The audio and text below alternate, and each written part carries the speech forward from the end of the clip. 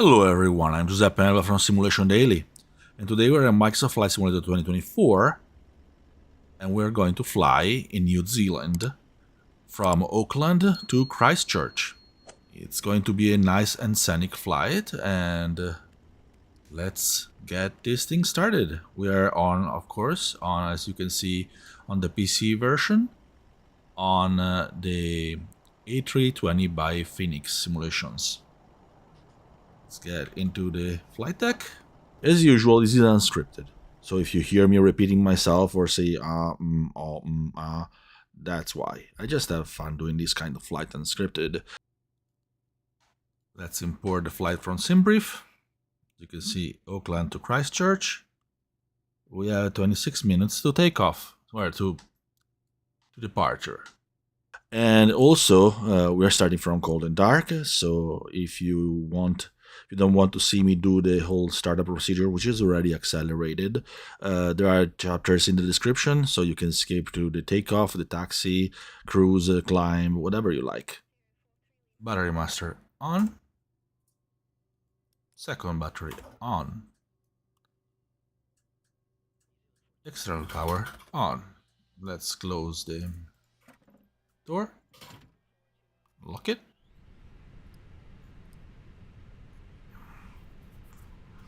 And wait for the screens to self-test and the systems to start up.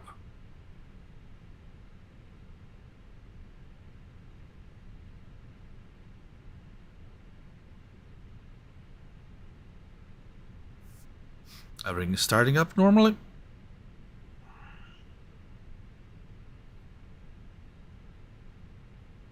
And we're almost ready.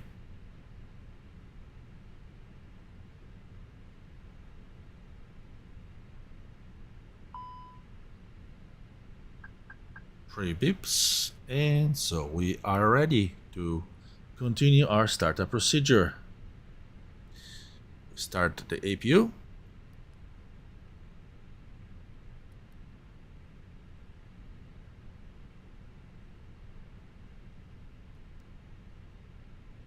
We put the aiders in nav. 1, 3, 2. Cockpit lights are fine. We go to our MCDU and initialize the flight.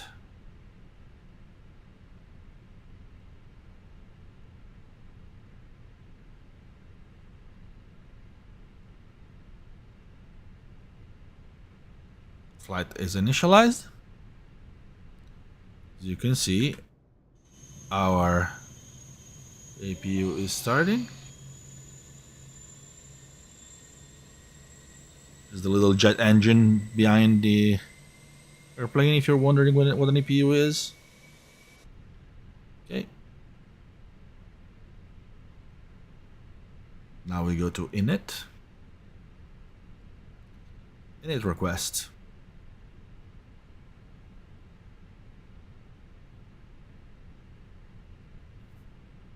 And flight number is going to be ANZ. We're flying Air New Zealand. ANZ 573, which is an actual real flight from Auckland to Christchurch. Then we go to the EFB with imbalance. Load aircraft. Let's do the instant version because we don't want to wait for like 40 minutes. Since we are loaded, our jetway is going away. We have 148 passengers.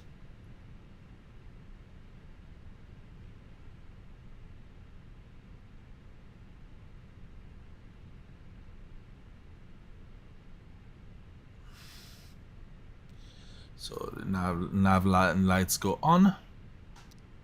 The APU bleed goes on since it's available, and the external power can go off.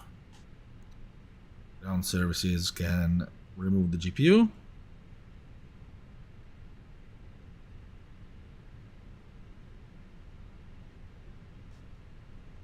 Since our passengers are already on, let's arm everything here. The signals and the seat belts are on. We would normally would have the signals already on when the passengers board, but that's fine. So now the fuel pumps all go on. The crew supply for the oxygen goes on. Now we don't have any more white here, which is fine. I mean, white lights. Now we are not using ATC, but it would be the time to ask for IFR clearance. Let's enter our cost index here, which is 20.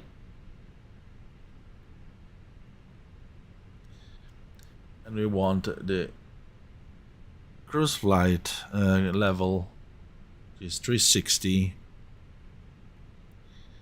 And the temperature is going to be minus 56. Oh, I didn't put in the minus. Minus 56. Boom.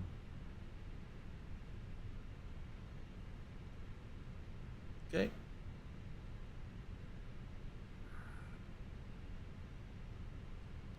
Now we select wind, and we request the wind from the uplink. Requested. Next phase, and they're all fine. So we go return. We have our winds too, and it's time to do the flight plan. We are departing from NZAA, which is Auckland.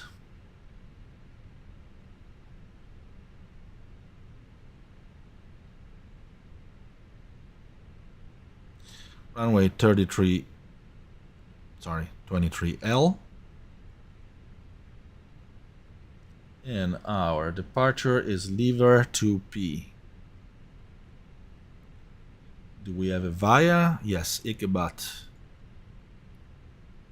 Insert. Let's clear a little bit here. Then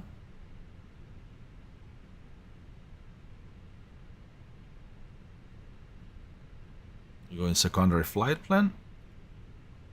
Copy the active. Okay. Primary flight plan again. Select our arrival runway, which is going to be ILS 02.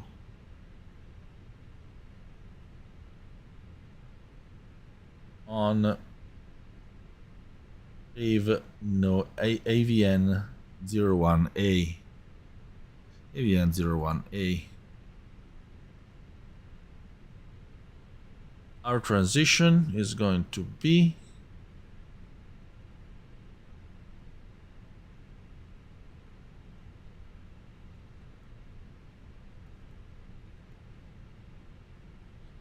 APRAC.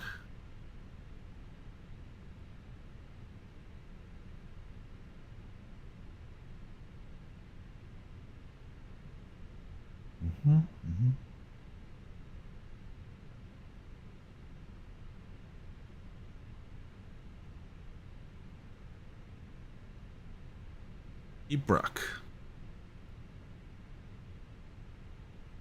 Insert. And now we are going to wait for a moment until the rest goes into alignment to check our route. Make sure everything's fine.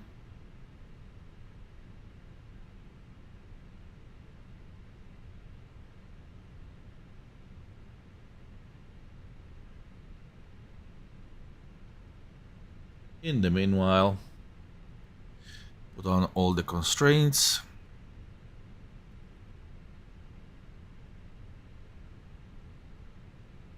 The squawk would be set. The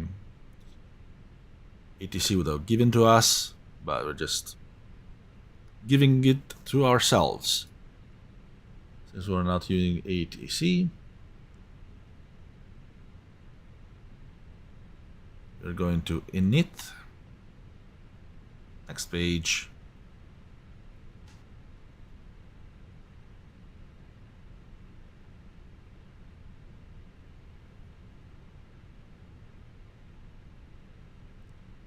Zero fuel weight and zero fuel center of gravity is 50.0, 58.1 and 31. 131.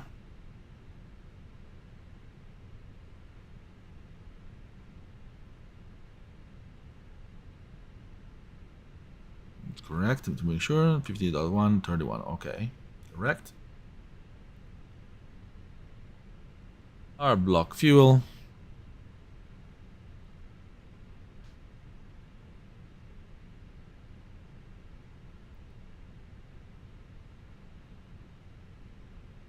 Six dot one, 6.0, pretty much.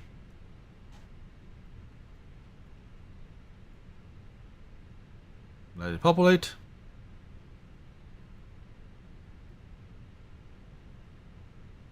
There you go. Now, since we have this, we can go into plan. Flight plan again. And raise our range a little bit. And let's check that everything is correct. Top of the sand there, and we have this. Okay. Everything is correct. We're going to arc again. Pull down this. Go back to our init. Next page. Block is confirmed.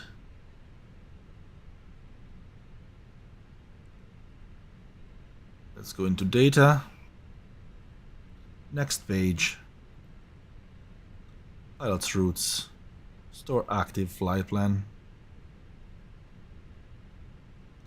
Go to the EFP and send this to the MCDU. Sorry about that. So let's go to the MCDU menu.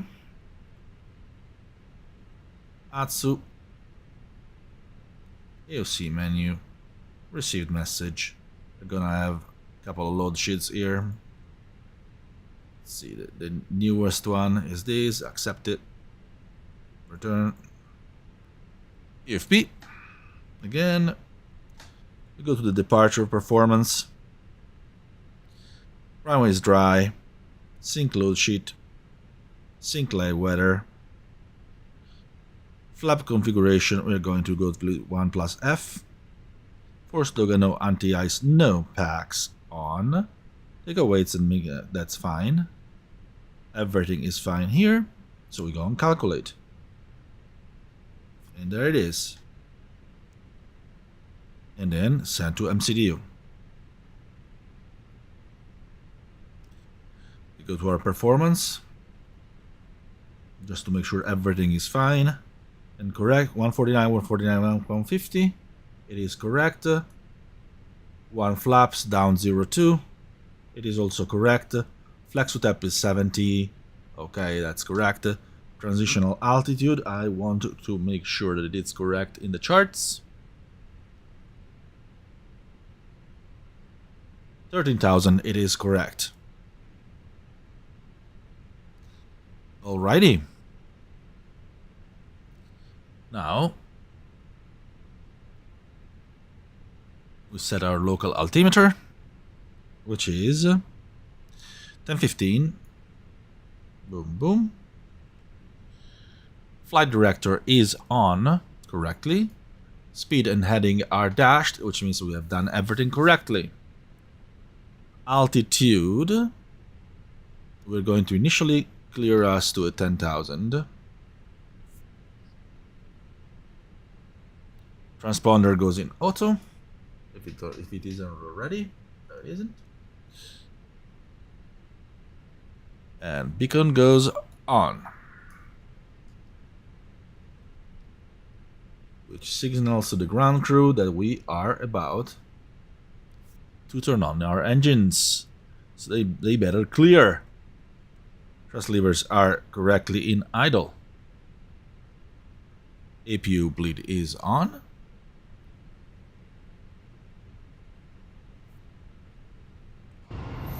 That's our setter view. Going to go to my favorite zoom level, which is 70. It's a little tip for you.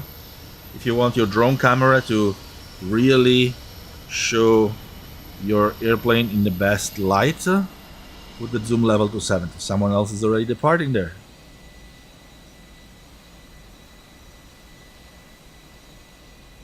Oh wow. We have a tiny bit of a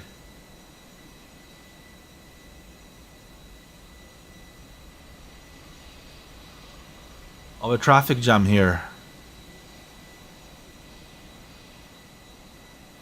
There they're going, okay. We definitely should not push back with the traffic jam behind us. Okay. Now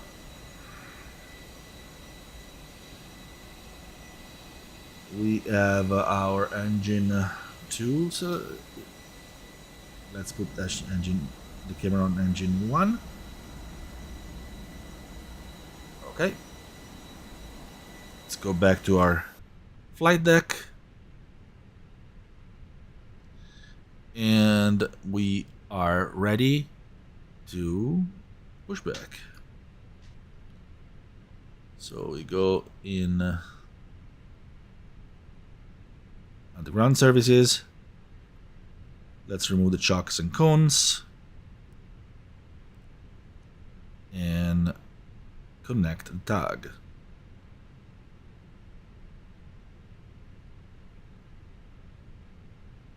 You see it's clear behind us. It is. So let's come. Come to me, my friend.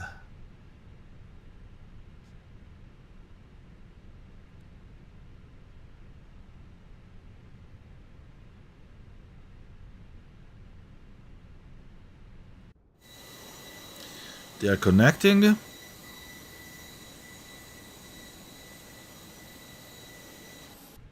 Okay, we can start the engine. So select a new starter and engine 1 goes. Oh, it's already doing the curve on its own, which is a bit sketchy-ish.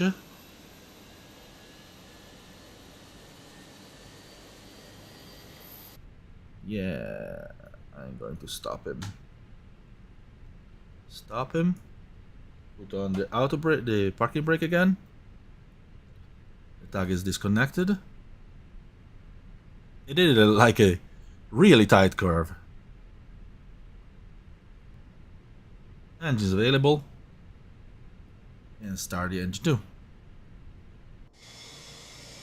And it's starting slowly, but surely.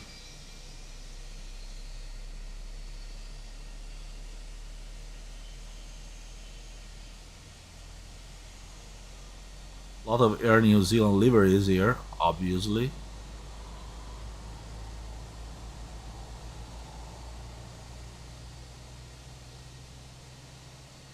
The scenery is by Lightbeam.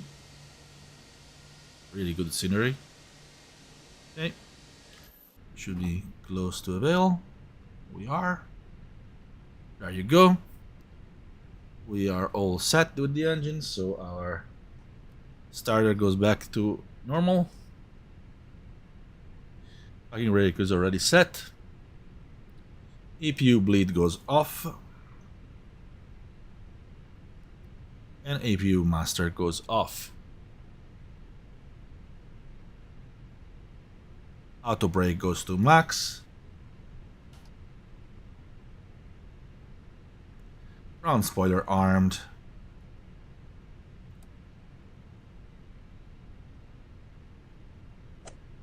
Trim Reset. Flaps set for takeoff. Flaps 1.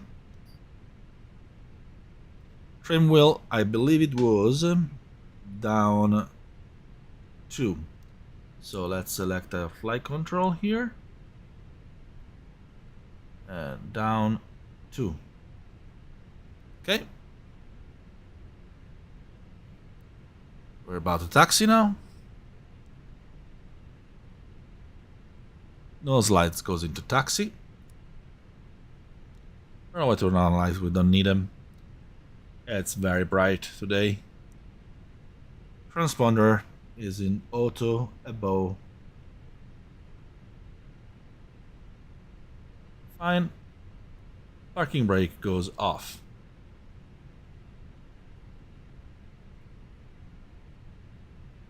And it's time to do our taxi.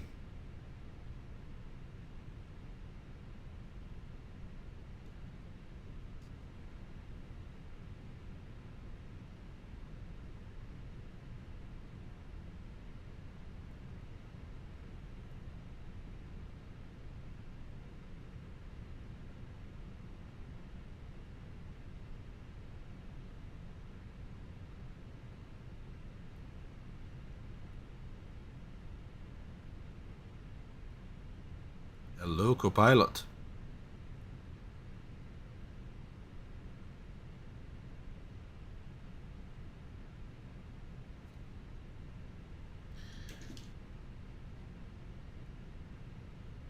Well, we line up with the runway.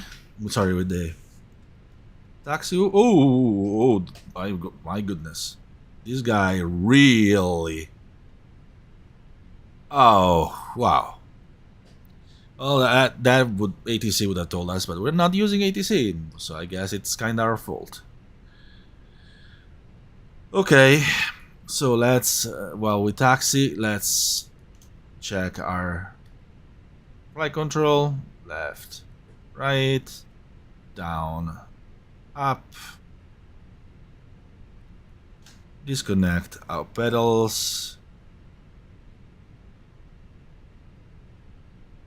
And it is fine. Reconnect our pedals. And we are all tested.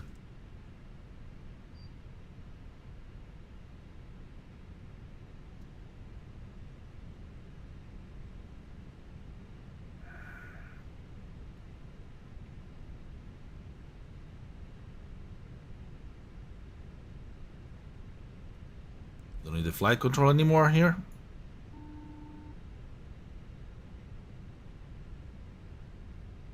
Our colleague is taking off. Bye-bye, wherever you're going.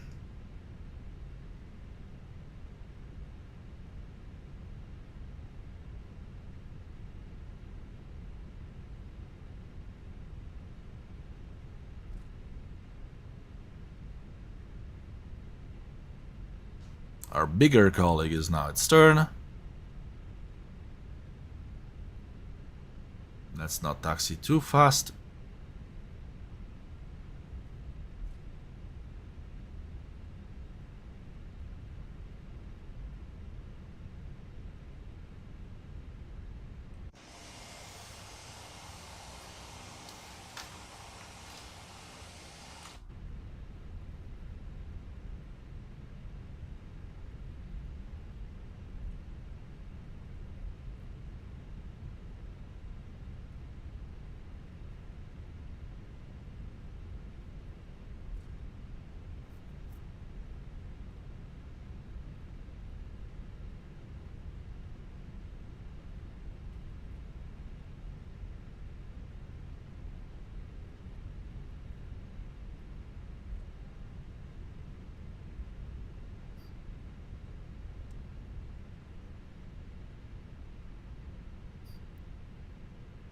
Almost to the runway.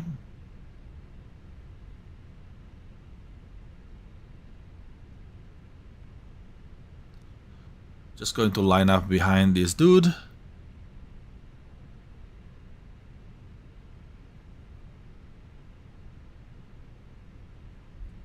Lots of ATRs here.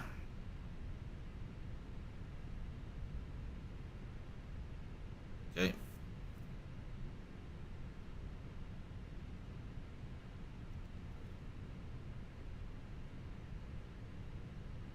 Cabin ready for departure. Transponder goes in TA. Strobe lights go on.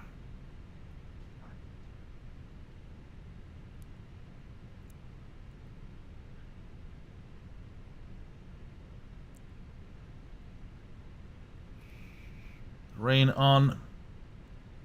Weather radar. System 1. Radiator wind shear on auto. Say bye-bye to the ATR.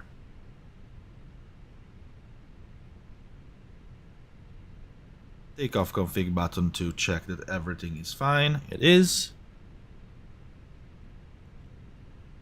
Landing lights go on. And taxi light goes on takeoff. We can... There is no one landing. As far as we can see, so it's time to get into the runway.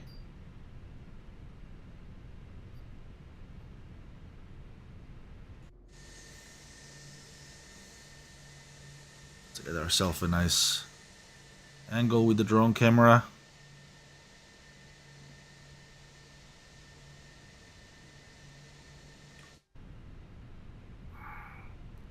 We have a big headwind for takeoff, which will help us.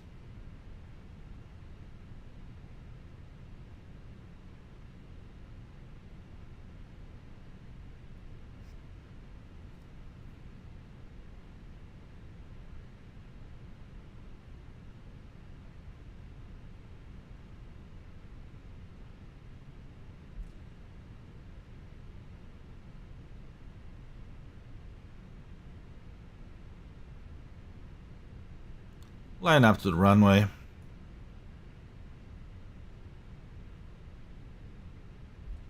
Okay. Brakes on.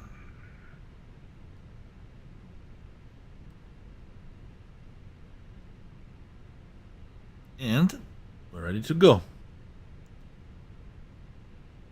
Spool up the engine.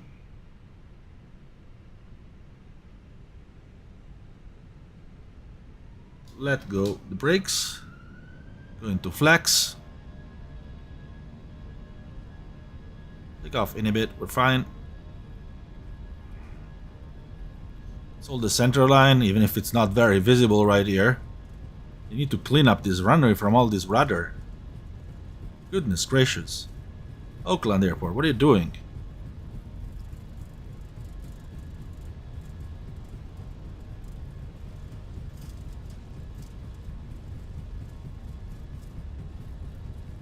D1. Rotate. Gently.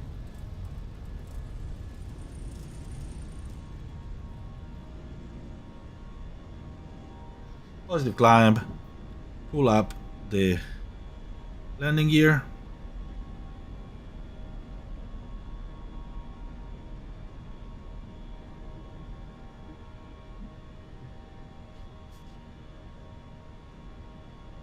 Autopilot on.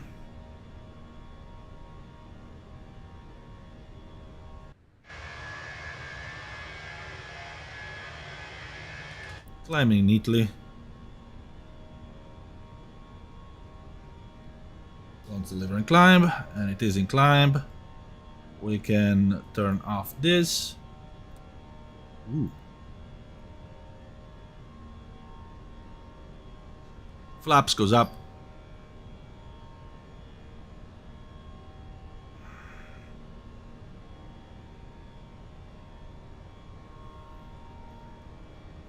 Here goes flight plan. Fuel prediction.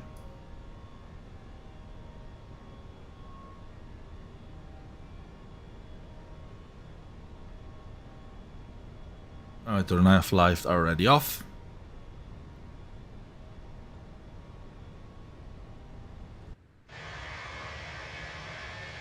And we are departing. Nice and smooth.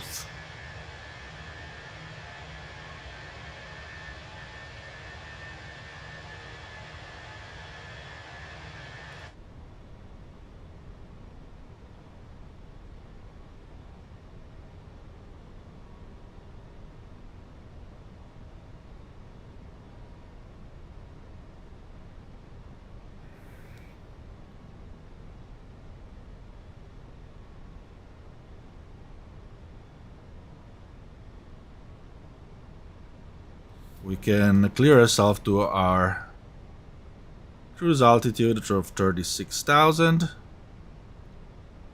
which means we can also already put the altimeter in standard.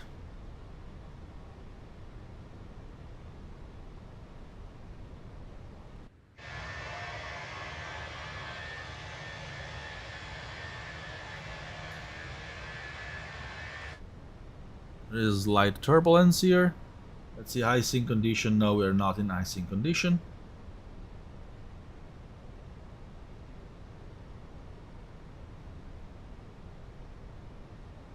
For now. 11. We could go in icing condition actually. Oh, our cabin is a little toasty, so I always forget to do this before takeoff. So let's try to give them a nice and pleasant. We just went over under 10 degrees Celsius TAT, but we are above the clouds, so we should be fine without the anti-ice. We don't need the terrain anymore.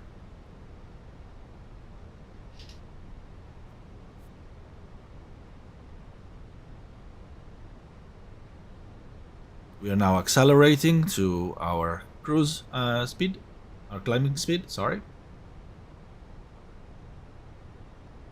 Everything is fine.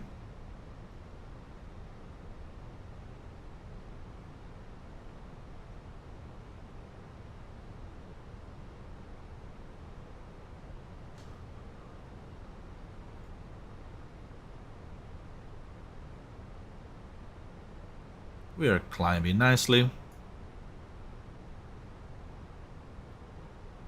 Maybe it wants a little bit more air conditioning to go down to 21. I have this little, you know, personal game that I always want to keep the temperature to 21.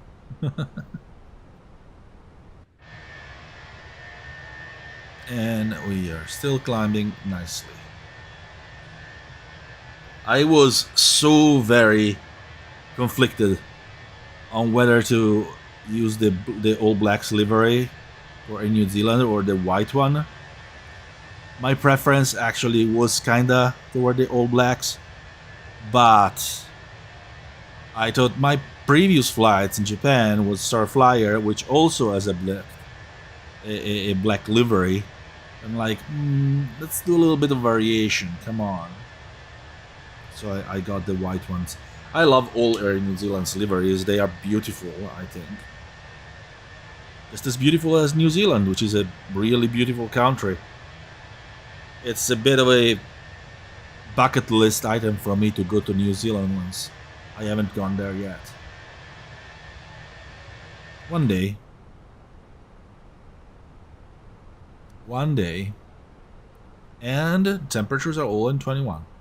Good. We're now proceeding southward. We will add New Zealand's coast to our left. We'll mostly on sea, but we'll keep visual on the coast while we fly. And then when we go into the southern island, we'll be on land to Christchurch. We'll basically. Oh wow! Sorry. Forgot the landing light. Was talking and I forgot the landing light, taxi light, strobe goes in auto. Our passengers can go and relax. I always do it. I always forget. Oh boy. I'm a bad pilot. And also I forgot the TCAS goes in TARA.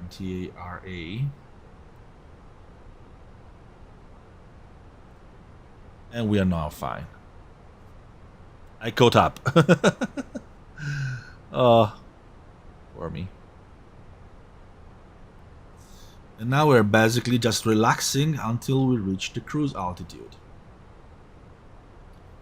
We are halfway through.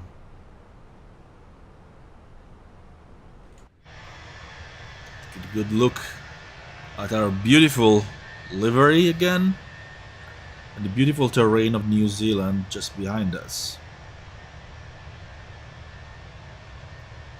It's a bright day in New Zealand.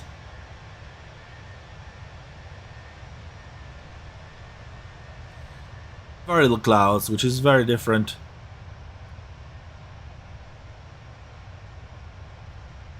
I actually did another flight like yesterday before after the one in Japan, and I did a Milan Malpensa to Frankfurt, but I didn't record it.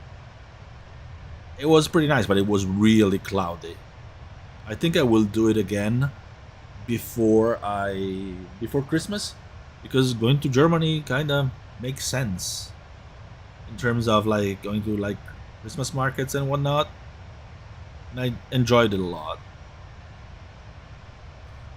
And I was flying Condor with their beautiful Christmas sock livery. The yellow one. That livery is so funny. But yeah. Yeah, before that I will have to do something very different, because I'm flying on the right. This is basically on the night. Well, my personal time is on my real time is on the night before Thursday, on Wednesday night, and we're flying real time, of course. So in New Zealand, it's already late morning. But tomorrow for me, and today for the flight, and probably today when you see this, or today when I release the video, is the day in which PMDG releases the 737-800, which means my next flight absolutely going to be 737-800. I miss it so much. I haven't flown the 737-800 since the release of Microsoft Flight Simulator 2024, because there was no 737-800. So yeah, I'm probably going to do a flight from Bergamo, Oriol Serio, which is one of my home airports.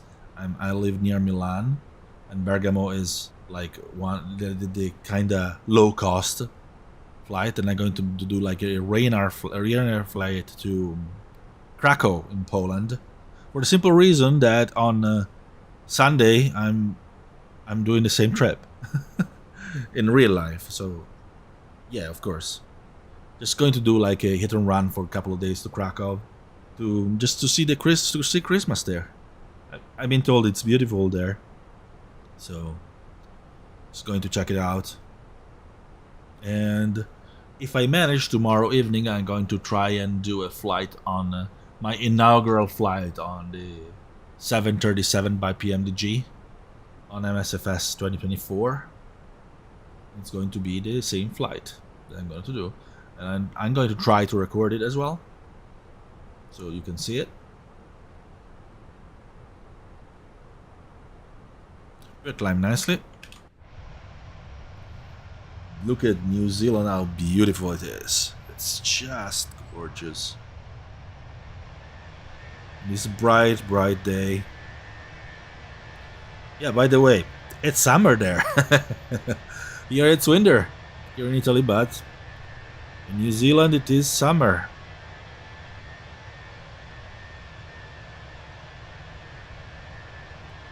Instinctively I would say lucky them, but I actually like the winter more than summer. I'm a cold weather person, so I enjoy my winter here. And I enjoy traveling in the winter, which is why I decided to go to Krakow on Sunday. I really like just being packed in my coat, enjoying a new city. I've never been to Poland in my life.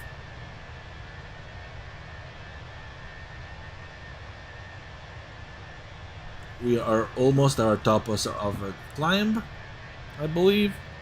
So I'm just going to take a look. Oh, there is still a little bit. And we are turning. Igbat. Temperature in the cabin is still fine.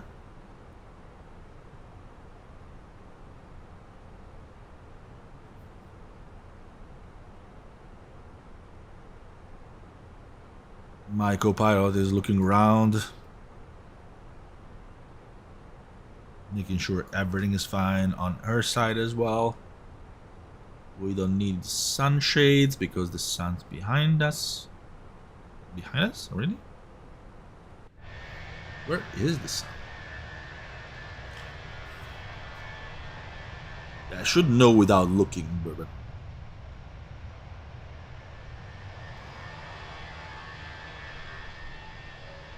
really?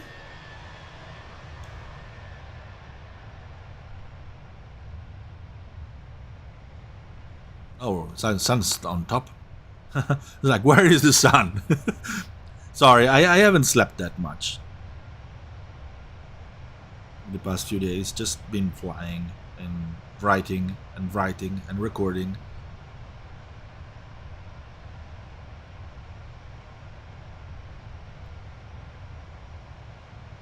And they're like, where is the sun? Where's, oh my god, they took away the sun.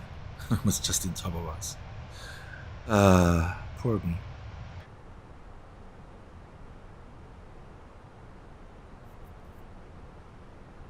Tomorrow's going to be a funny day.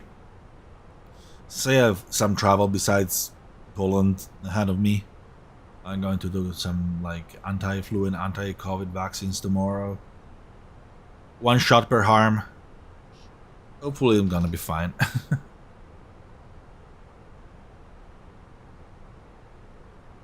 And we're almost at our top of climb. Stay. Yeah, 30 miles to our top of climb.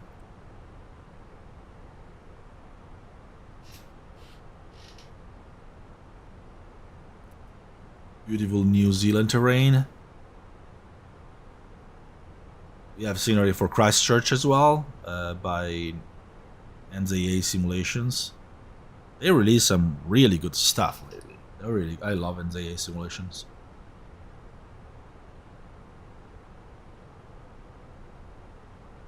They released the Wanaka region version 2. And unfortunately there isn't much to do with airliners in there, but I should do a flight in there with a Cessna or something at some point. There's our top of climb coming.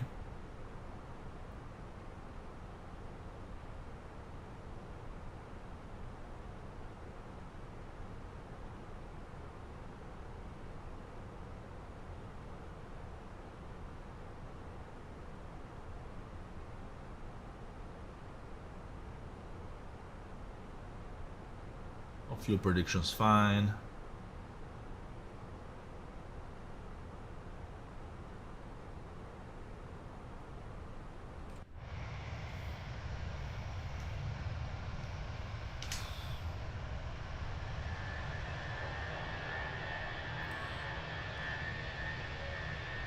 Look at how nice just the weather is, a little clouds but nothing much. After flying into storms on top of rain from Italy to Germany, like literally there was like some breaks into the clouds, but I didn't even see the Alps, which was a little disappointing. Flying over the Alps without seeing them is always like not the best. Okay, well, we'll see them when we fly to Krakow.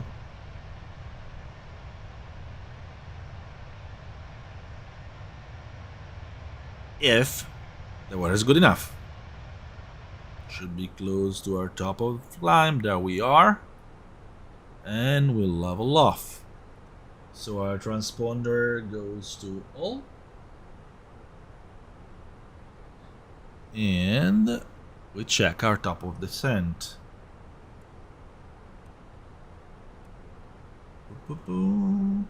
There it is.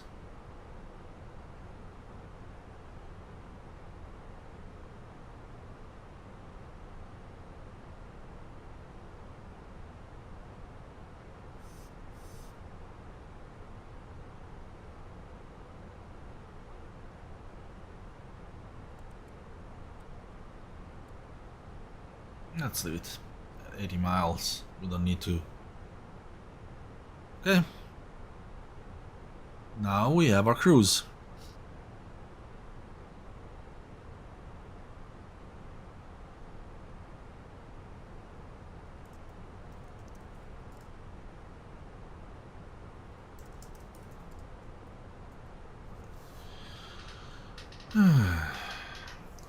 We can relax and take another look at New Zealand from above.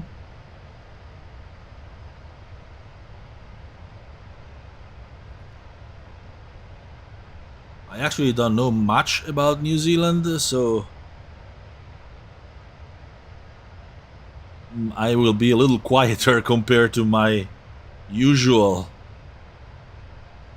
lots of chatter, because there isn't much I can say in terms of, you know,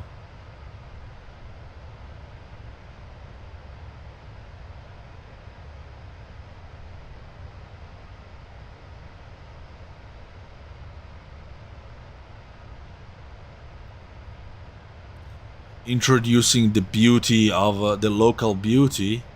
We're going to fly over ground for a moment pretty soon.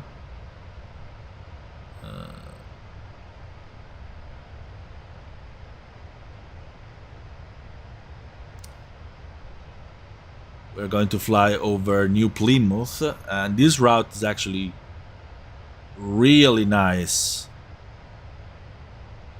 because it flies straight over one of the few natural landmarks I know about New Zealand besides Hobbiton. And I am going to absolutely murder the name of it, but you can see it in the distance already. Which is the Te Papakura o Taranaki, which is the national park that surrounds Mount Taranaki with his incredibly looking circular, really precisely cut circular rainforest around it. You will see it when we pass in front of it.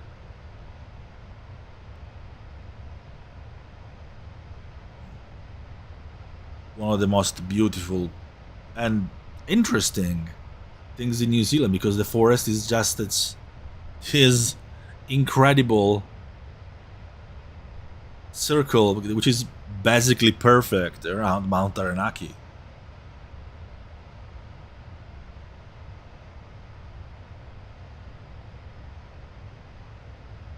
And we're gonna fly straight on top of it, almost like I did it on purpose. Maybe I did.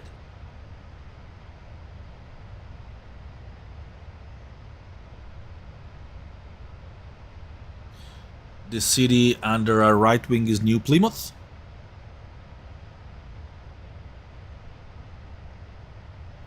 I actually do not know. Is Plymouth the correct pronunciation? Probably.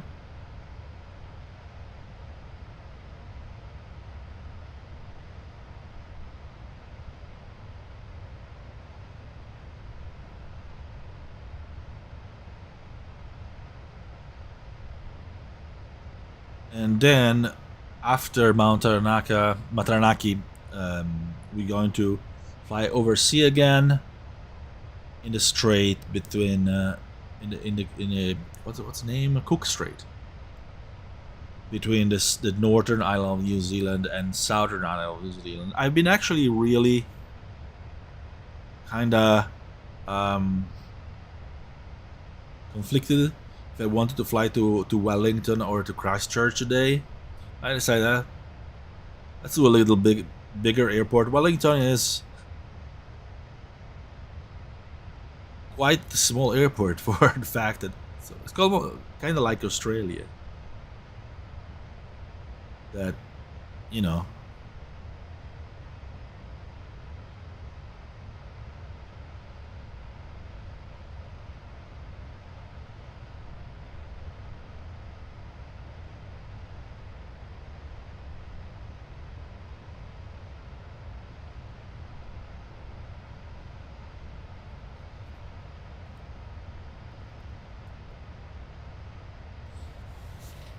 the capital of Australia is Canberra, and its like airport is like minuscule. And the same goes for Wellington, its capital of New Zealand, but its airport is small compared to Auckland and even Christchurch.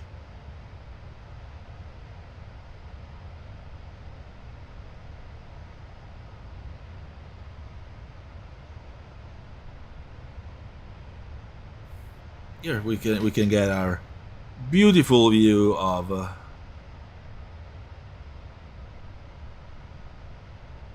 Mount Taranaki with that circle of forest, which it's kind of incomplete, but it's funny. It's almost like a comet or something. It's Final Fantasy XIV's meteor.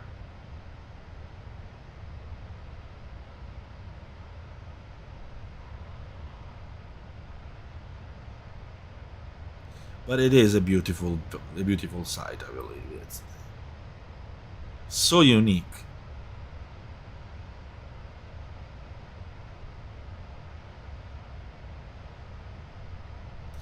Will I ever be able to see it in real life?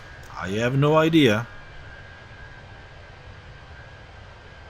Absolutely no idea.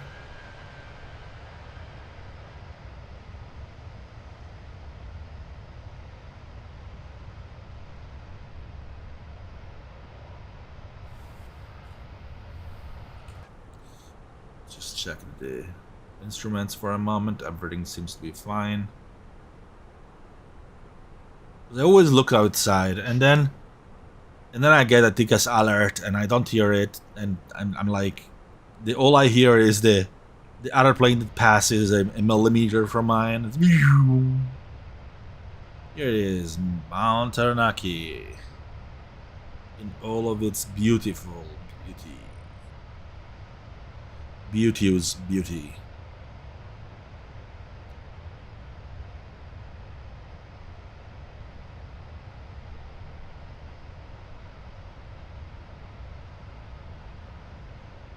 Just look at that. It's incredible. And it's the perfect day to see it. Just a little bit of clouds, but not so much that it's covered.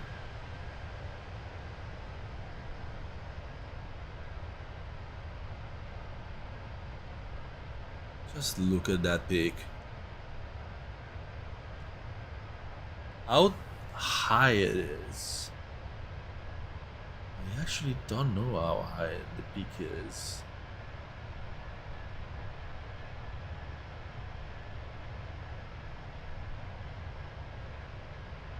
Let me Google it.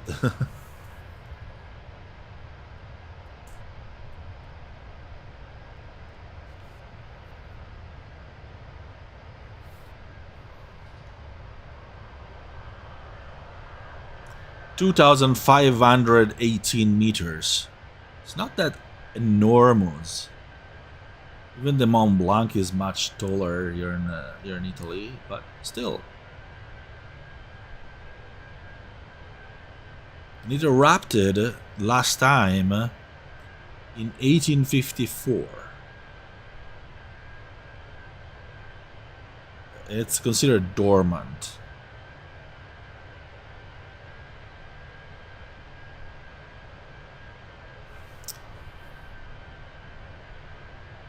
Interesting.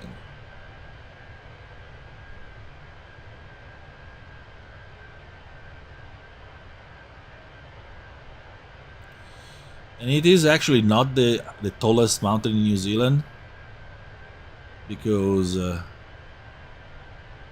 tallest mountain is Mount Ruapehu, I believe, which is on that side somewhere. It's not far, but it's not visible. It's covered in clouds.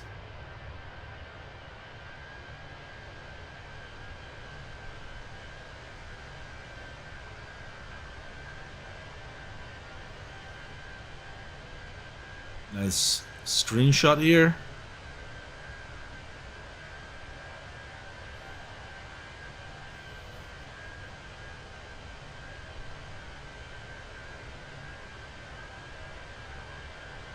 Mount Taranaki was like about 200 meters taller. Not too much taller.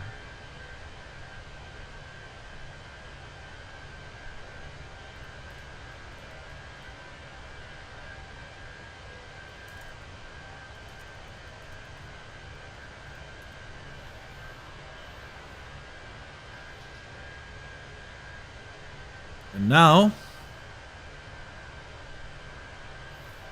we are about to fly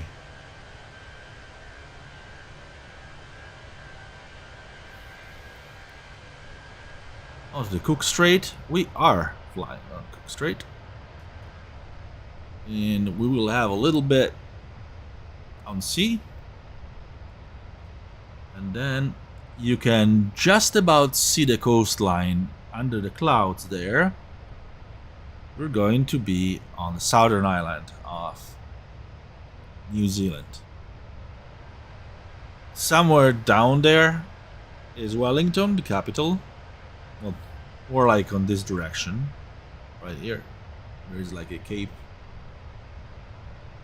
But you cannot see it because it's covered in clouds. There is a little bit more clouds, it seems to be ahead of us. So let's say bye-bye to Mount Taranaki.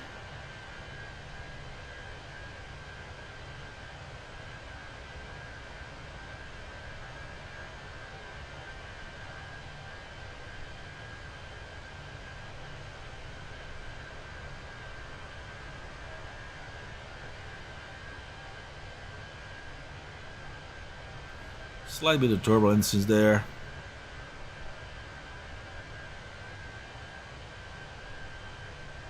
This may very well be the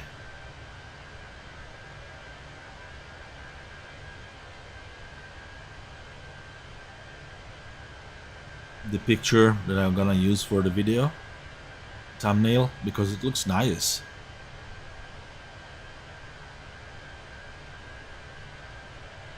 I absolutely love the performance and everything with Sim Update 4.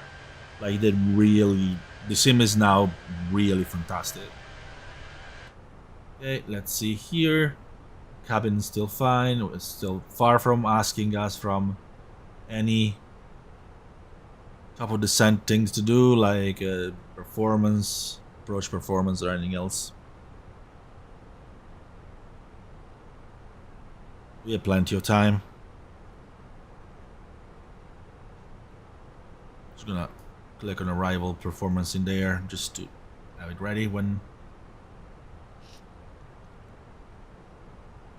it's time. We have a lot of headwind. This flight is going a little slower than it could be because we are going against the wind. Should I perhaps flown from Christchurch to Auckland? Perhaps, but I didn't think about it.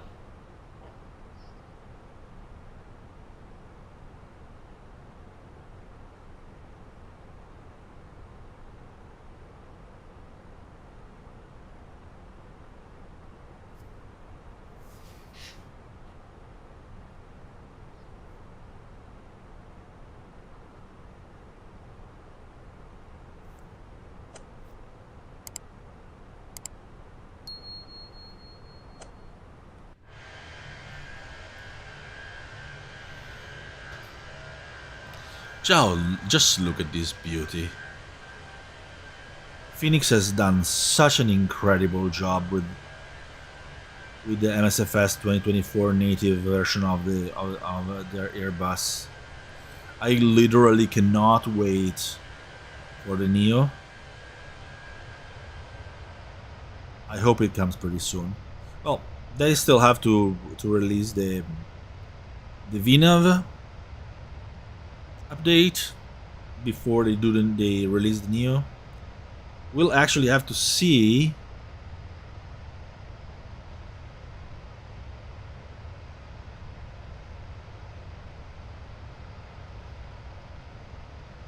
if the VNAV brings up to the right place, to the right altitude, or it puts us high, as it does sometimes. And it's not that it's a big problem. We can definitely correct it. A little bit of a break in case. Never killed anyone. It's funny because people sometimes are afraid of using the air brakes, and they're like, oh my god, if I'm using the air brakes, it means that I've done a bad job. I'm certainly not that.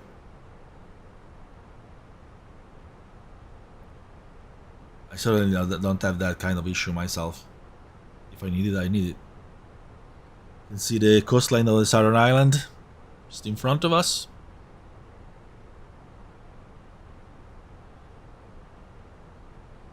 And we're going to cross over Nelson.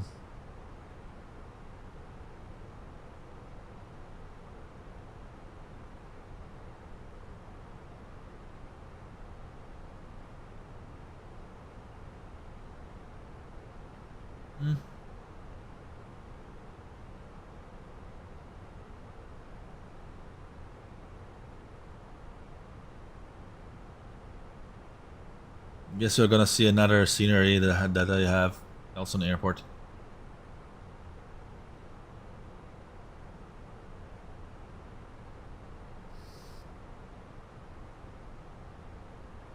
Straight into the Tasman Bay, right into the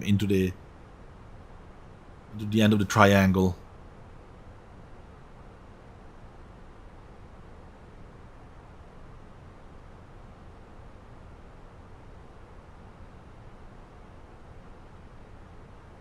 I think we are going to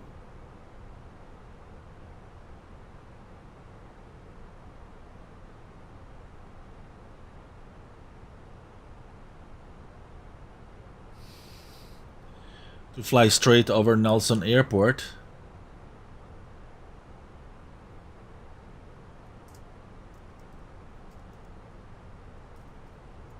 Actually, I am sure we are, because the NS waypoint is literally the VOR of the Nelson Airport.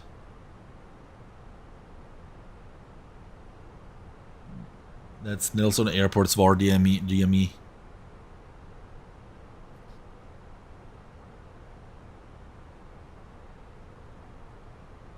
So we're going to take a look.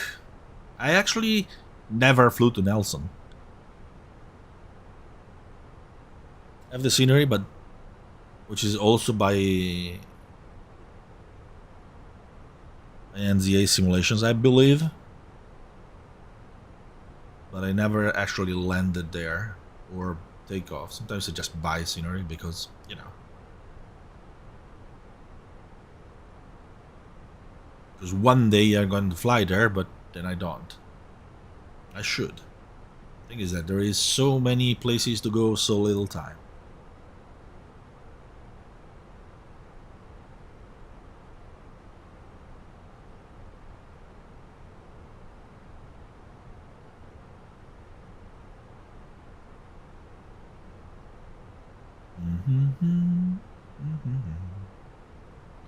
Fuel's fine.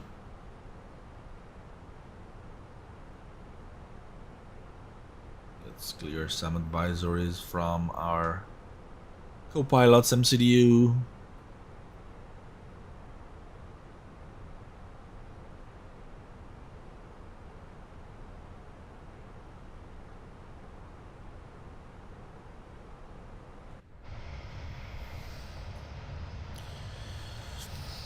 There you go.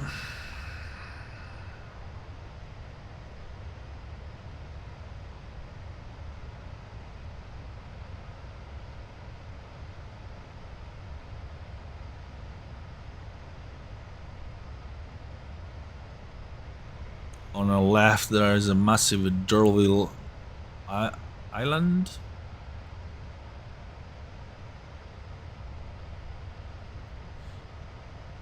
Which I believe it actually has a different name. Different name, something like Anji Toto Kite Tonga. I'm looking on Google Maps because I have no idea.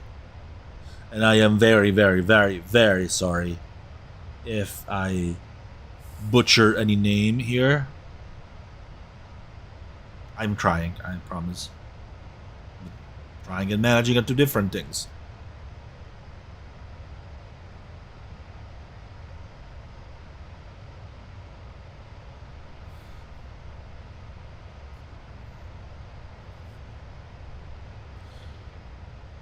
Nelson straight ahead of us.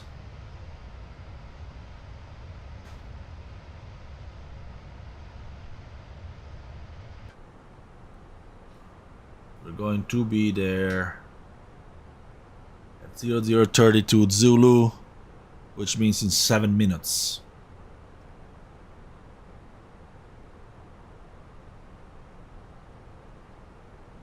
And the top of the descent is going to be after Nelson, but quite a lot after Nelson.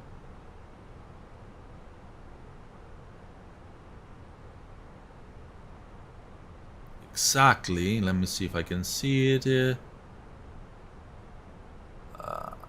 About is 40 miles, 60 miles, 70 miles after Nelson. So at Nelson, it will be starting to be time to start doing things for our descent. We could start before Nelson, to be fair.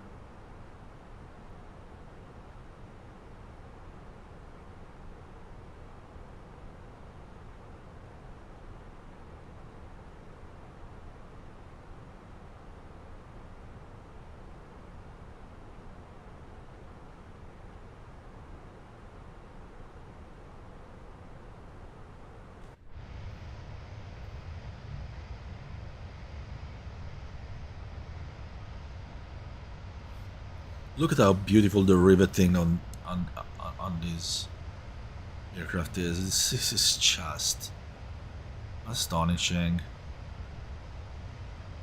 I mean, I remember very well the time. I mean, I started with flight simulators on the ZX Spectrum, but I'm not even considering that because it didn't have graphics back then. It was just wireframe.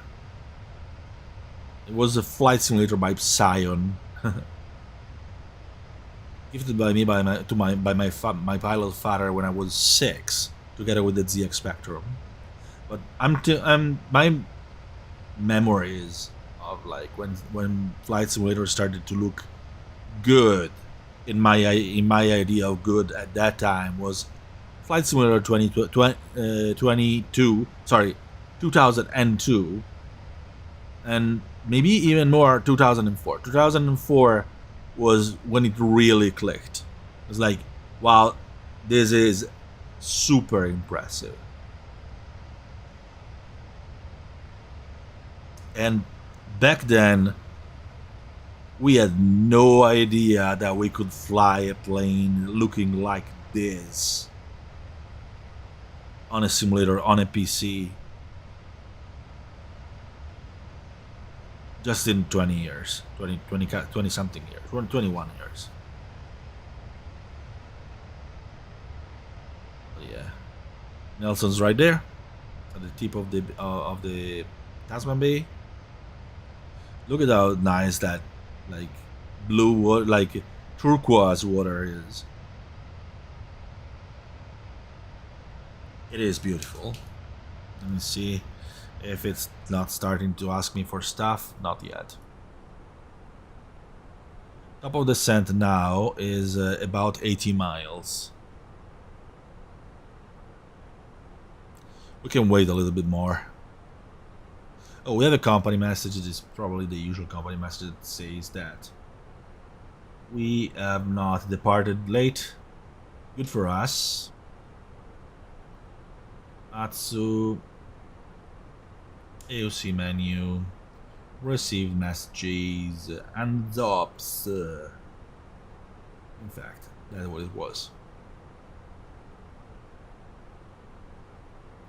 Flight plan. Be over Nelson. in 3 minutes. And after Nelson gonna start doing. Oh, enter destination data. So yeah, it wants me to do things.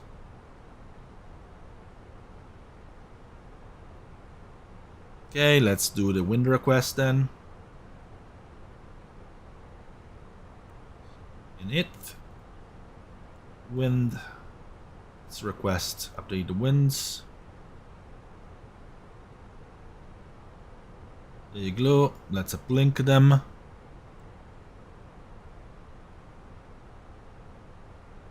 Then arrival performance, refresh matter. Apply matter. Let's just take a quick look at Nelson. There it is. You can see it right there. That's Nelson Airport. Okay, so we need to go in fuel prediction. Estimated fuel on board is going to be 2.9. And now we have 3.6. Actually 3.0. And we have 3.6. So 0.6 tons less. So 57.5 is going to. Sorry, I'm looking at the wrong thing. 2.9. Estimated fuel on board again. 3.6. So it's 0.7 difference. Sorry. 0.7. Which means that our landing weight is going to be 60.9. 60.9. Okay. We're definitely gonna use low auto brake. I don't know, reserves mild landing. There is no rain, so it's gonna be dry. Okay. No problem. No problem at all. Let's give the last look at Nelson because I like living dangerously. There he is.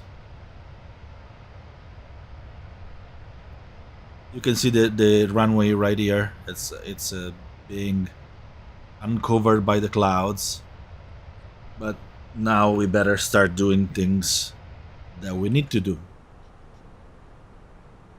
Unless we want to miss our top of descent.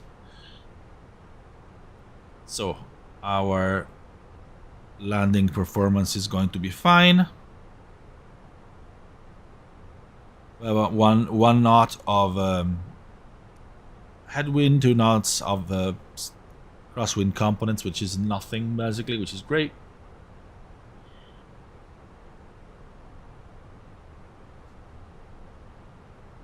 Constraints are already on.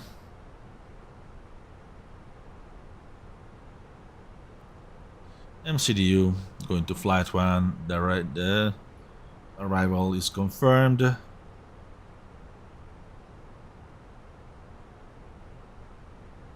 Let's go to performance.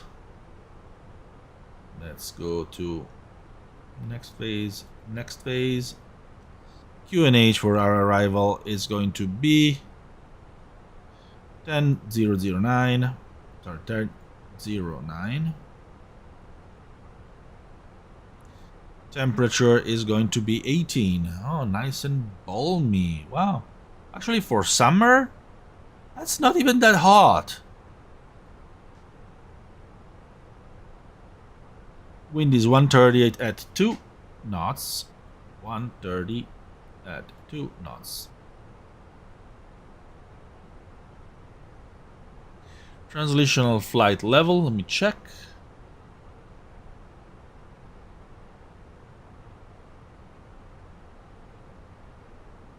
$150.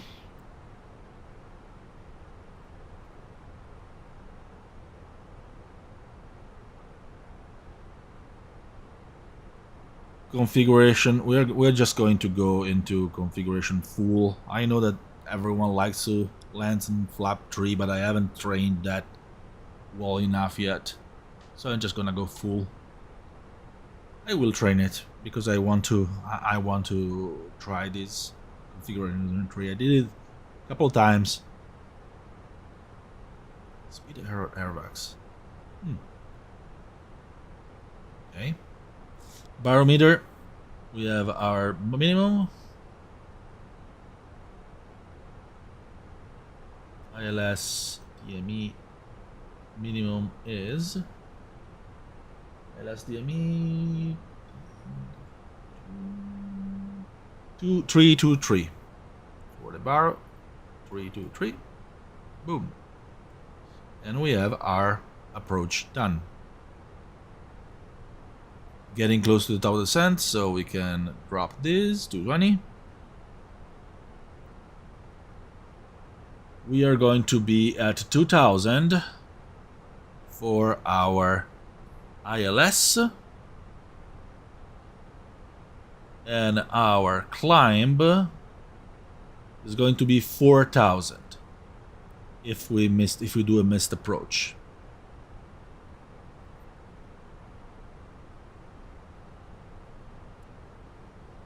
We are 35 miles from our top of descent, and there is a tiny bit of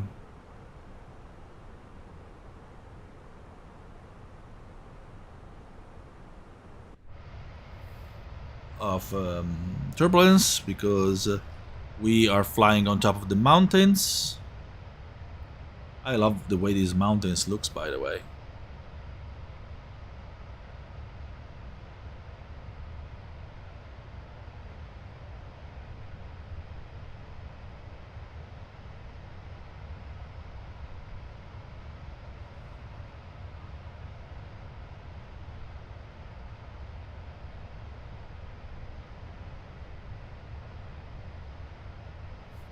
Is absolutely beautiful.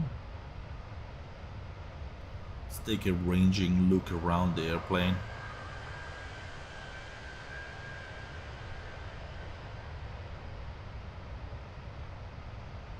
Yeah, you can see the wings are flexing a bit because there is some turbulence. But we are fine. Our passengers are nice and comfy at 21 degrees Celsius.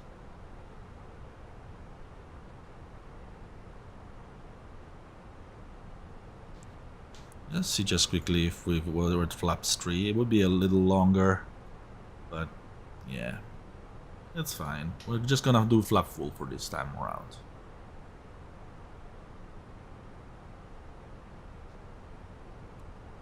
Top of descent is 25 miles.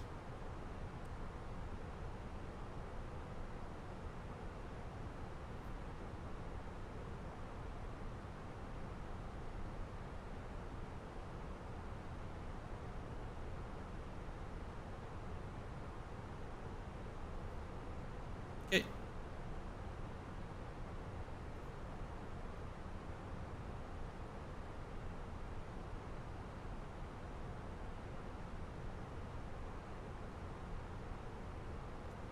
Nice and smooth.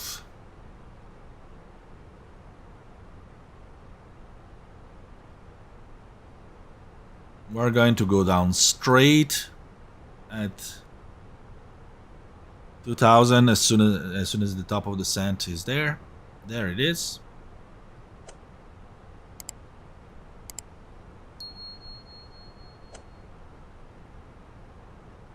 Set auto brake to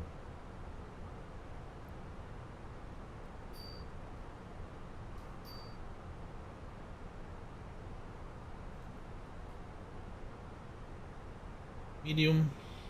Sorry, minimum.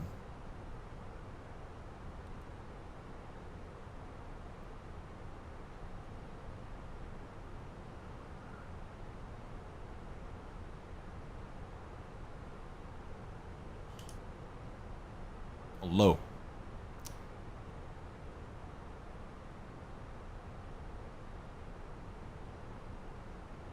Okay.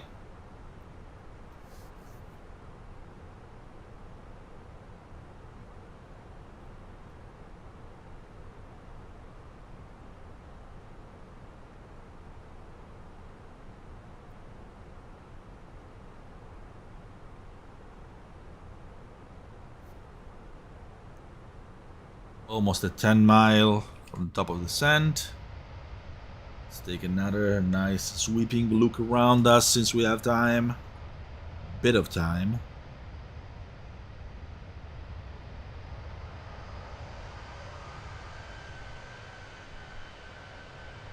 Look at that.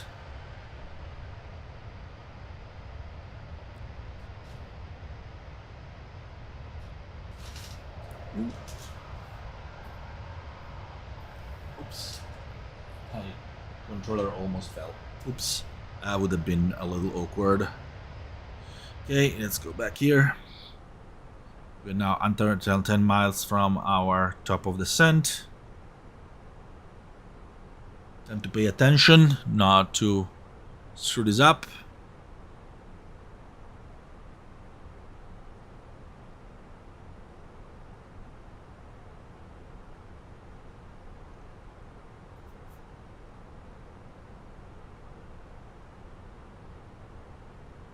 Five miles to our top of descent. Let's set the altitude to 2000 and wait to push it until it gets there. You can also set the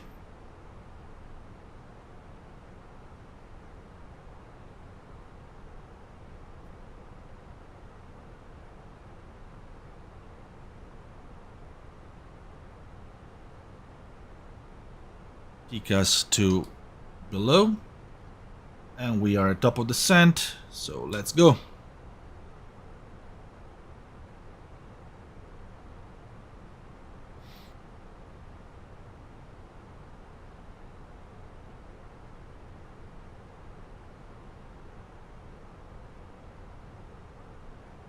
We're in idle descent.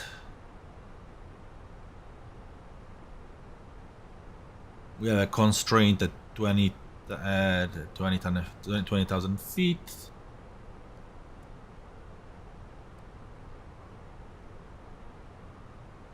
Somewhere over the mountains.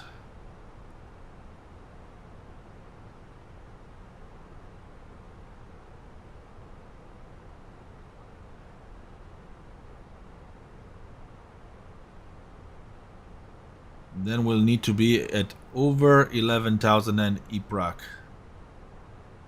Sorry, we don't have a constraint at 20,000 feet. Why am I even saying that?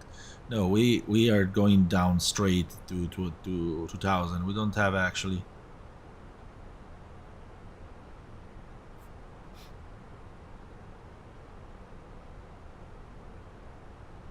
any constraint that will keep us, like, we don't, the path does not go over under the constraint, so it's just going down to 20,000 straight.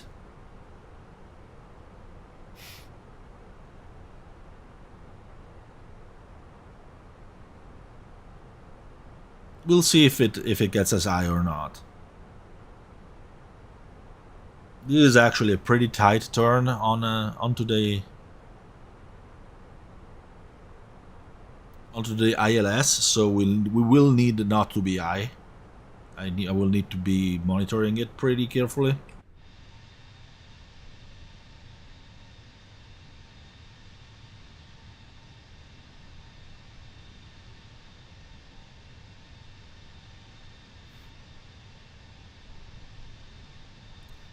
Also be careful, is there going to be any icing condition? SAT is for -43.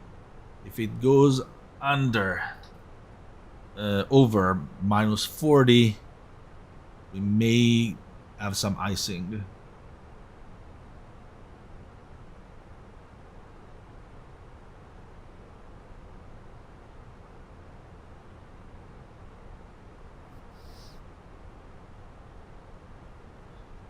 See, at the moment, our top of this, our arrival at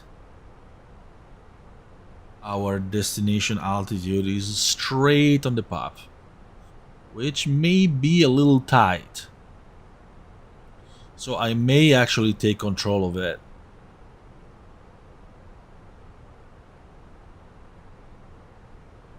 because we need to be at 2000 at the very least at D5.8.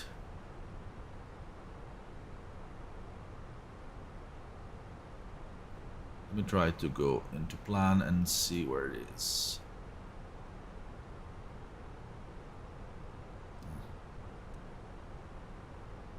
See, I actually don't. Maybe on the other side. But we'll have to see it when we're closer. So far, it's on the ball, but you know the ball is what it says it is. So it could be correct or could be not correct. We just need to be careful.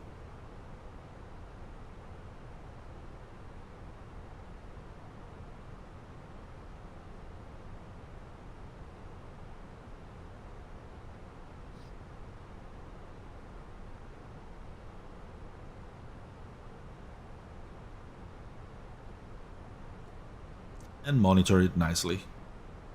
We are not fast.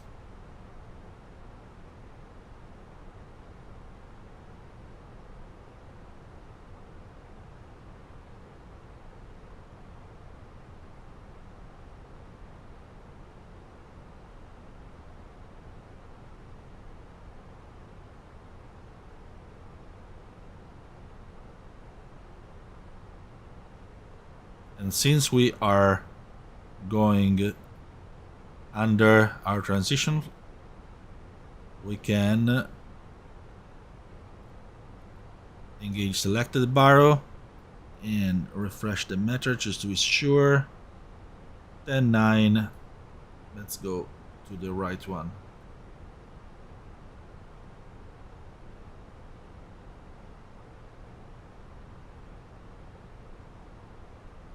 Actually, slowing down our descent slightly.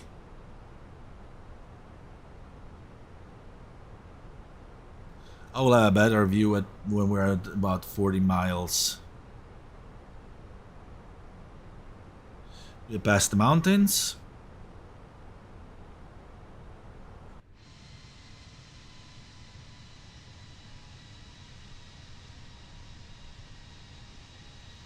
Descending nicely.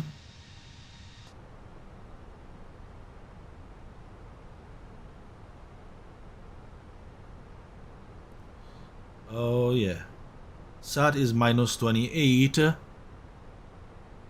TAT is minus 9. So we definitely could encounter some icing here.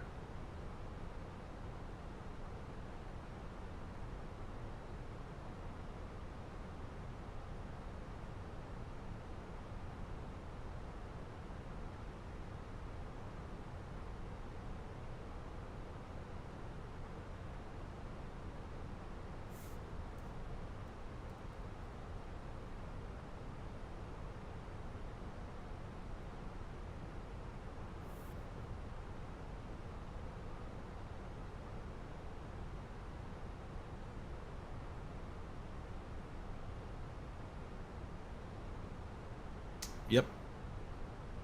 Let's turn on the engine auto ice and wing auto ice. Anti-ice. Just to be sure.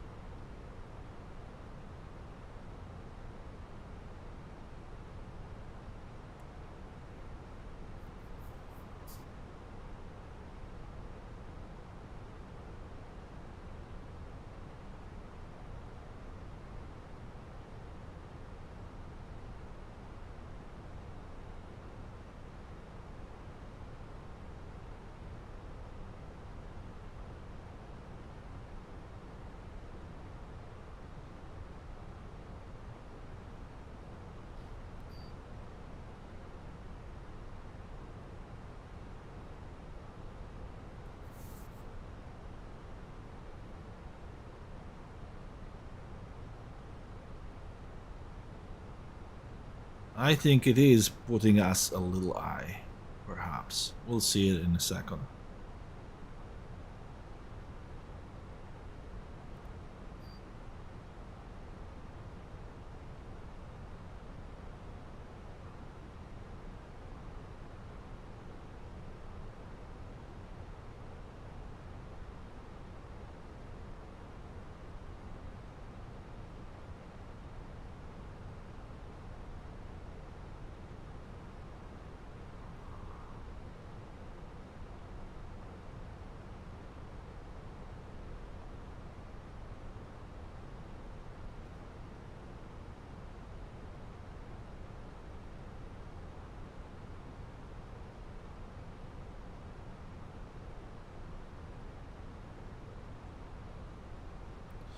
Seatbelts are about to go on. And yeah, I believe it is putting us a little high.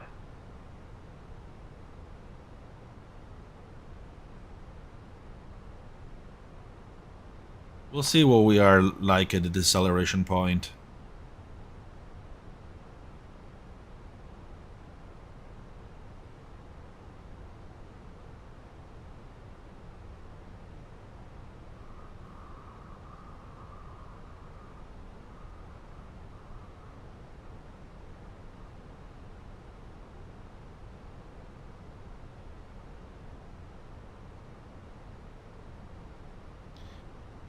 Could be fine because we would be at 2000 by when we intercepted the glide slope, but it's not the best, I believe.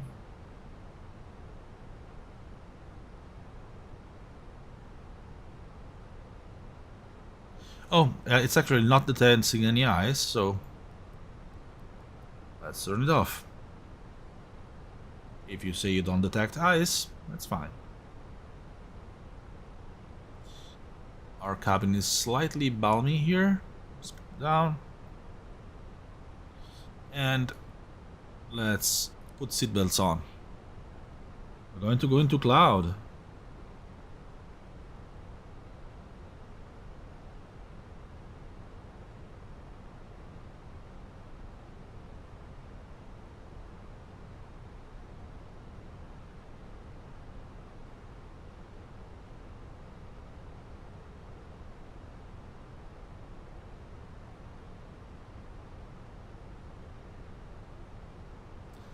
Yeah, I'm just going to go down a little faster myself.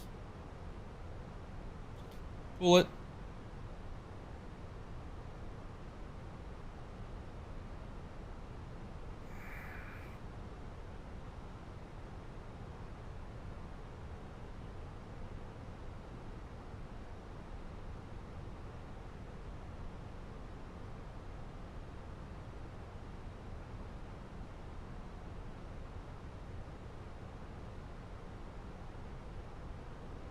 And pull a little bit of brake.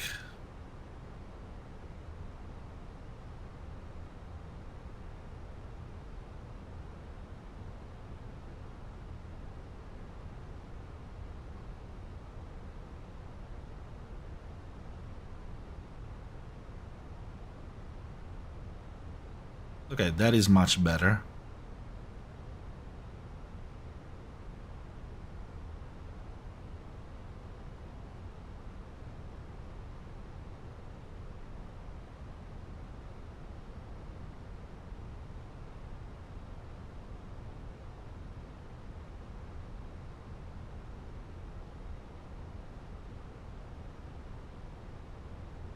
Don't need the brakes anymore.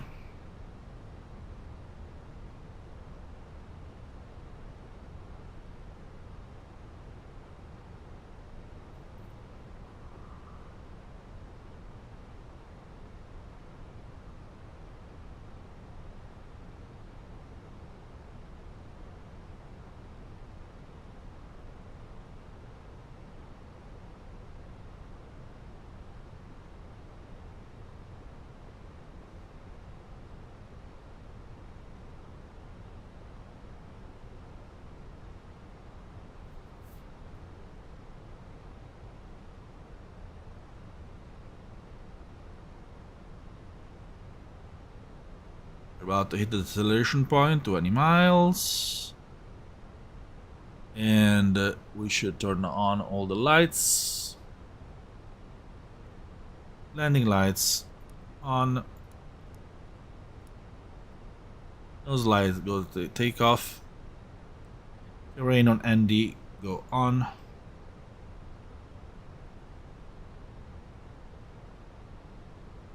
ILS on. We have 8-hour deceleration point. We should be.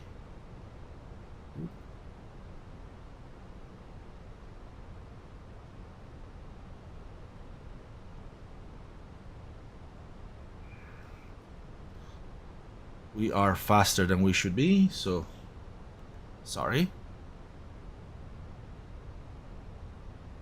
Let's put some brakes.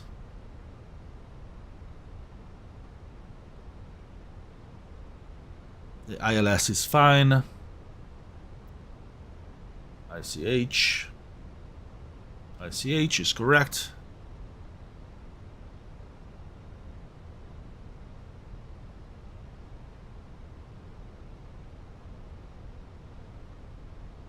We are easily above our constraint.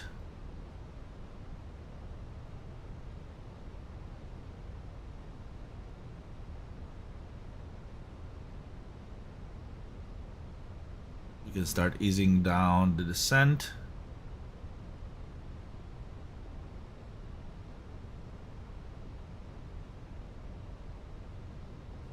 We don't need brakes anymore.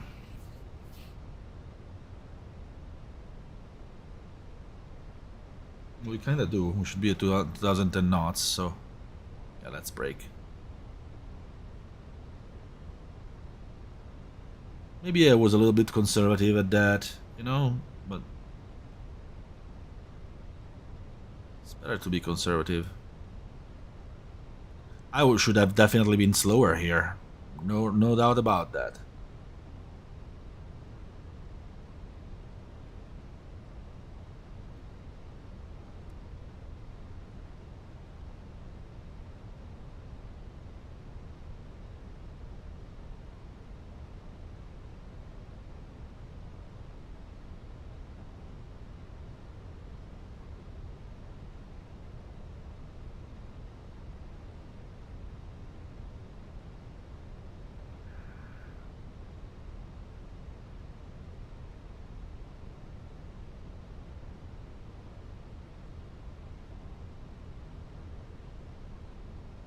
There is a tiny bit of turbulence here.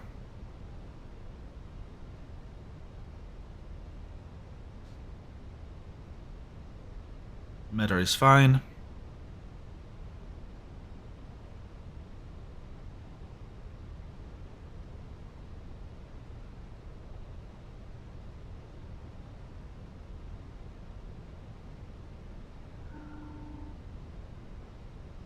Should go to flaps 1.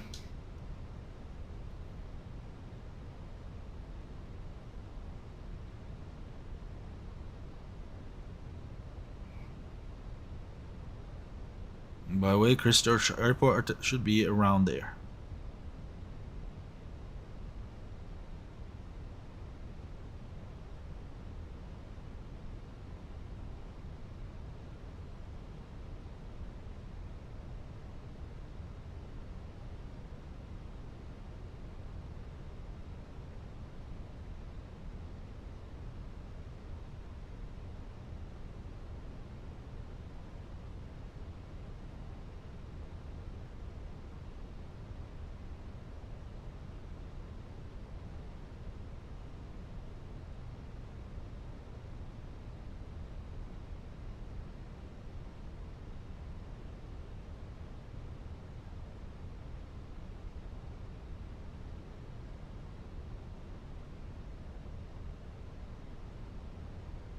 Okay, we're in the turn.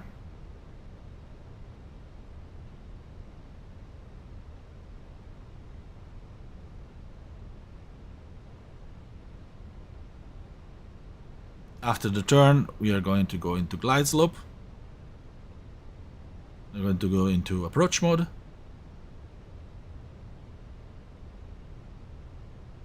This was a little fast, but perfect.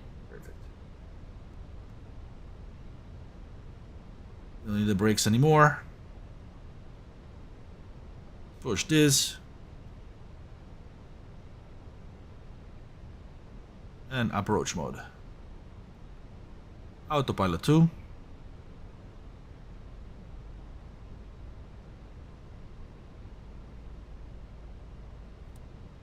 Arm the spoilers.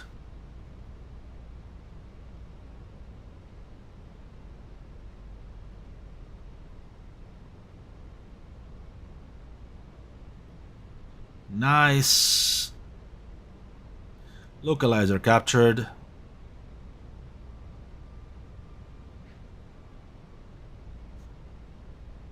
Signs are fine.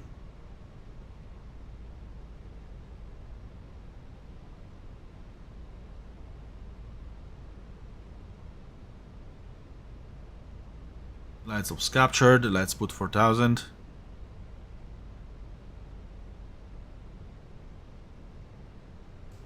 Flaps 2. Landing gear.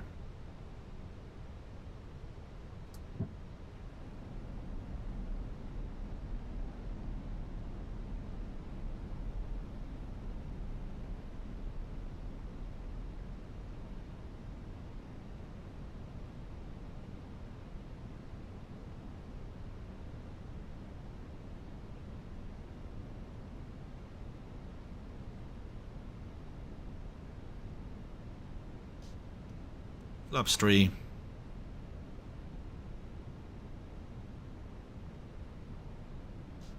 Flaps full.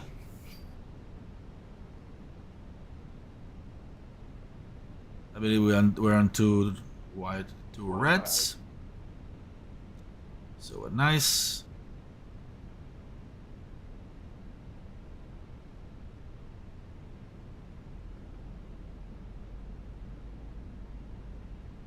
Okay.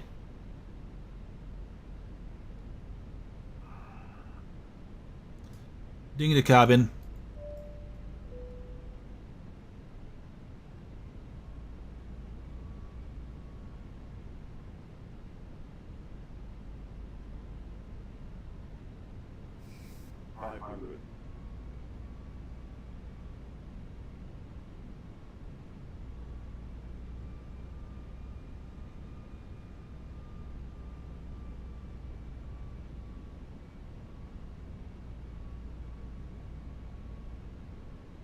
Pilot off.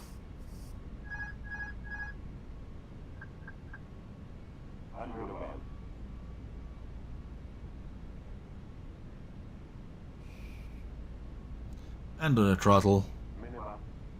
Continue. 100. 50, 40, 30, Clear. 20. Retard. Retard.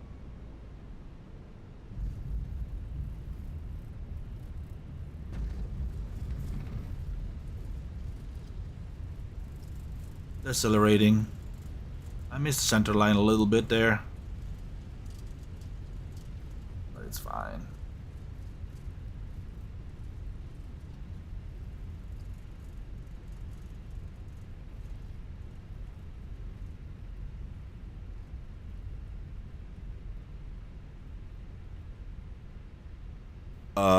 What is that? Well,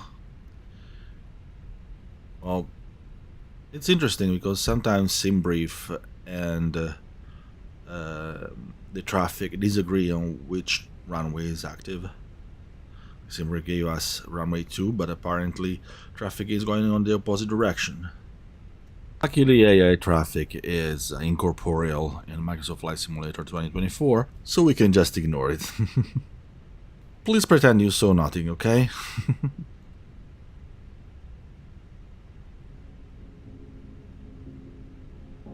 Okay. We have vacated the runway.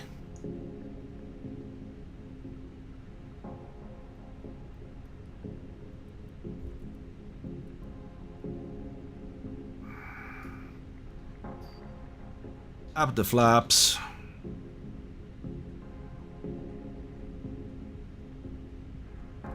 Disarm the spoilers.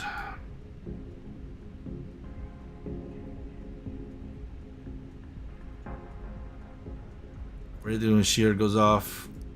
Weather radar goes off.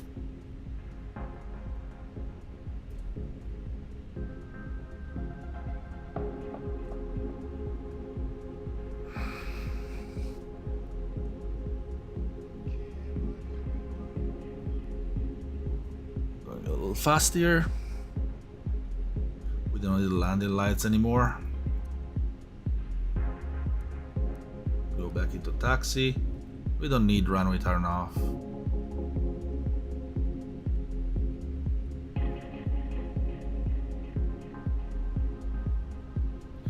And we are going to the other side of the terminal.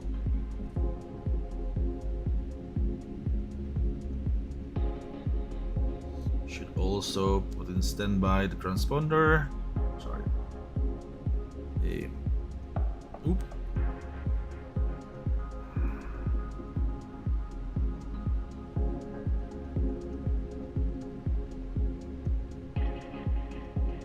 The TCAS. The transponder also can go on standby.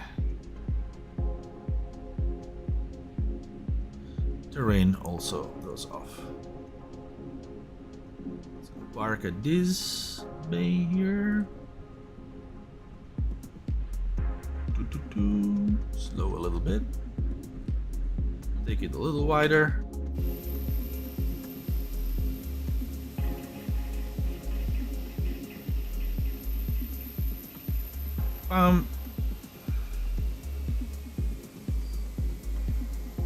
Parking brake goes on. Welcome to Christchurch.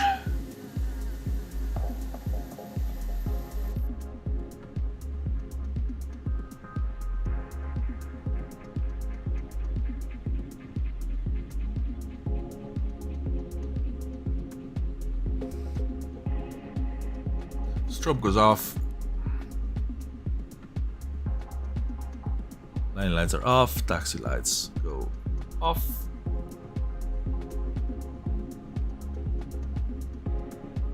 APU is started.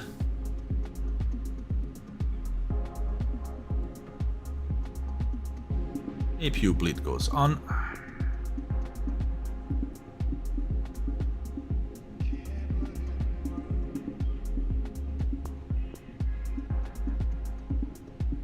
And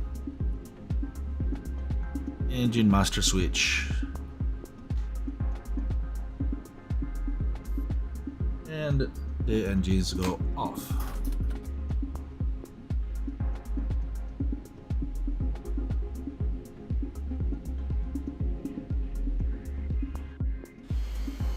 And let them take a look at the engine spooling down.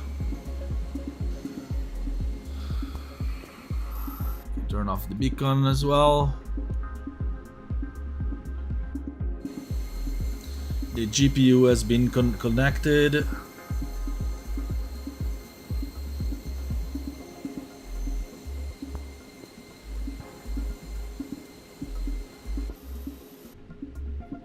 Okay, so external power is available.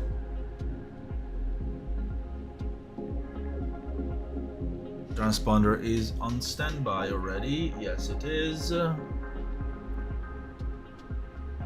So external power is on. We turn off the bleed and we turn off the master autopilot. Sorry, APU master, and also all the fuel pump goes off.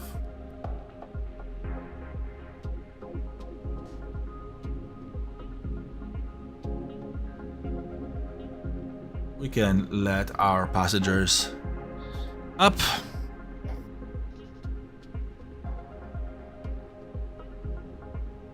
We can connect the jetway. Let our passengers aboard and connect the jetway so that they I can actually leave the plane.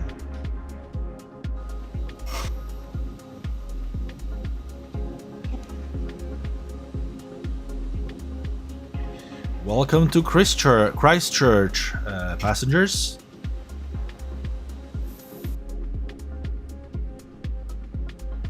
Look at mass imbalance, we can see them disembarking slowly.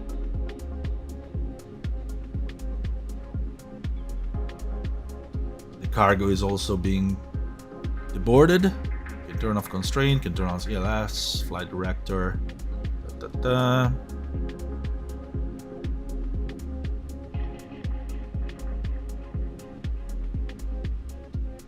Turn off the oxygen crew supply and put the heaters in off.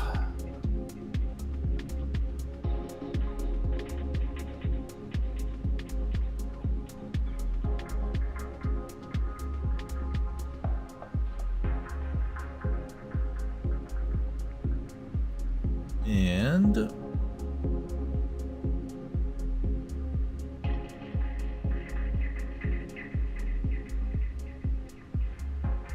we are going to wait. We can turn off the exterior lights, but we're going to wait until all our passengers have deboarded to turn off the signals and whatnot. They have unloaded the cargo.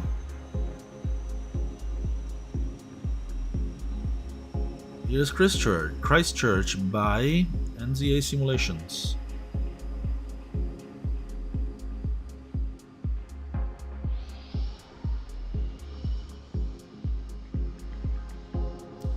Jet start is departing, followed by in ATR.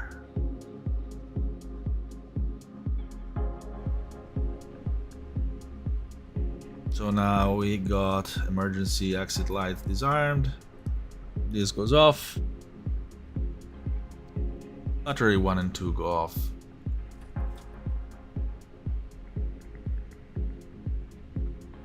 And the external power goes off, and our aircraft is cold and dark.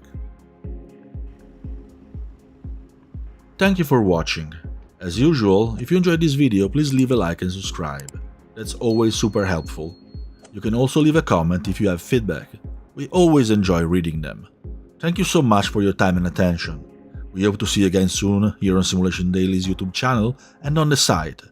We have plenty of content coming, so stay tuned.